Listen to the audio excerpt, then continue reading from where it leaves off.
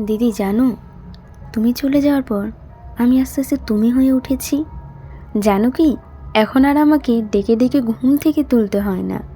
তোমার মতো আমিও সেই কাক ভরে উঠি।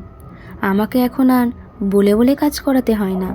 জানো, আমিও না ঠিক তোমার মতো করে দায়িত্ব নিতে শিখে গেছি।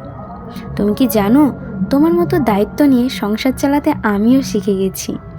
জানো দিদি, সব কিছু তোমার মতো শিখতে পারলেও আমি এখনও ঠিক মানুষটা চিনতে শিখিনি। কষ্ট পেলে তোমার মতো সব কিছু মানিয়ে নিয়ে নিজেকে শান্ত রাখতে শিখিনি। যেন এখন আমার রান্না খেয়ে কেউ আর খারাপ বলে না। দিদি জানো, তোমার আর আমার মধ্যে পার্থক্যটা ঠিক কোথায়? দিন শেষে তুমি তোমার সব দুঃখ কষ্ট বলার জন্য আমাকে তোমার কাছে পেয়েছিলে সব সময়। কিন্তু দিদি, দিন শেষে আমি কাউকে পাই না, কাউকে না, তোমাকেও না।